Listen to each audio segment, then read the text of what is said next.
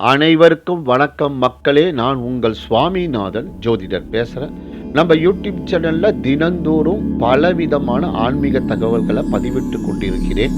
அந்த வகையில் இன்றைக்கு நம்ம யூடியூப் சேனலில் வாஸ்து சாஸ்திரம் என்ற மிக முக்கியமான ஆன்மீக பதிவை உங்களுக்காக நான் இந்த பதிவில் சொல்ல போகிறேன்.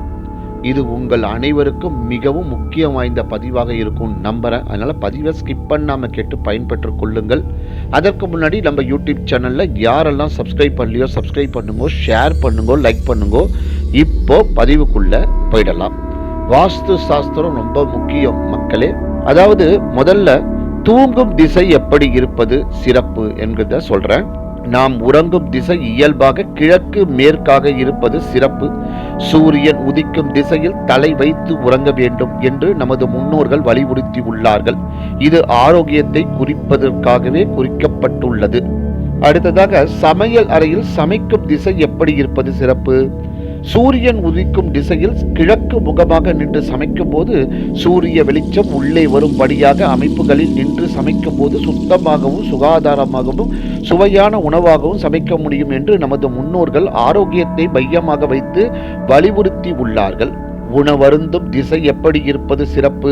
உணவருந்தும் திசை எக்காரணம் கொண்டும் வடக்கு முகமாக அமர்ந்து உணவருந்தக்கூடாது என்று நமது முன்னோர்கள் வலியுறுத்தி உள்ளார்கள்.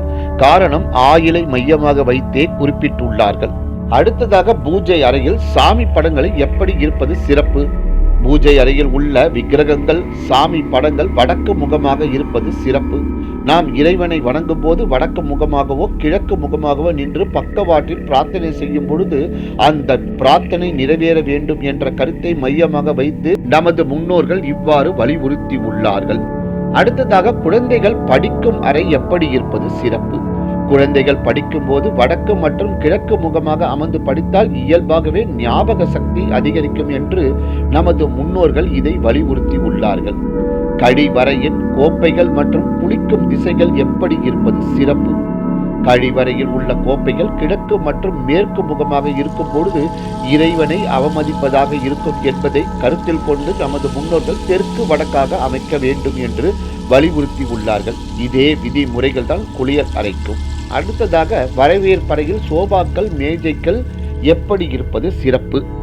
நம் வீட்டினுள் நுழையும் விருந்தினரை எதிர்கொண்டு வரவேற்கும் பொழுது நாம் நிற்கும் திசை இயல்பாகவே கிழக்கு வடக்காக வர வேண்டும் என்பதை மையப்படுத்தி சோபாக்களையும் மேசைகளையும் மேற்கு முகமாகவும் தெற்கு முகமாகவும் அமைத்திருப்பார்கள். பணம் வைக்கும் பெட்டிகள் எப்படி இருப்பது சிறப்பு.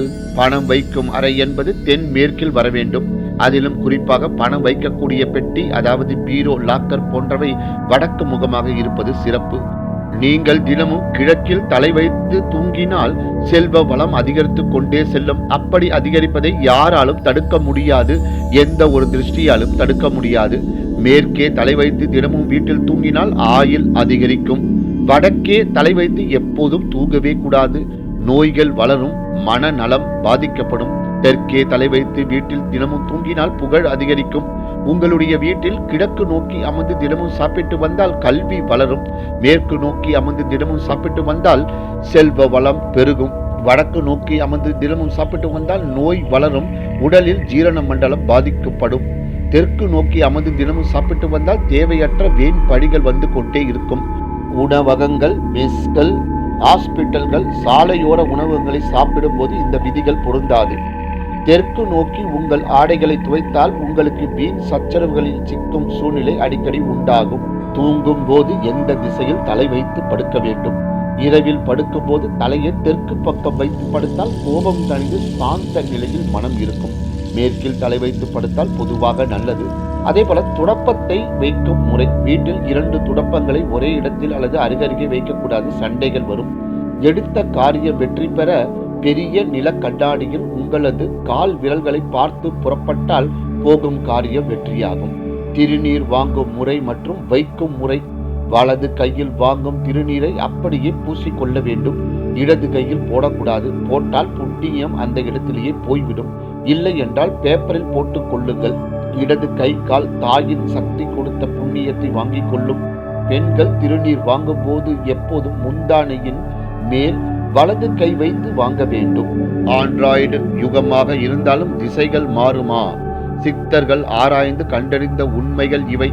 நமது பாரம்பரிய பழக்கத்தை நாம் முறையாக பின்பற்றுவோம் மக்களே. நன்றி, வணக்கம், வாழ்க வளமுடன்.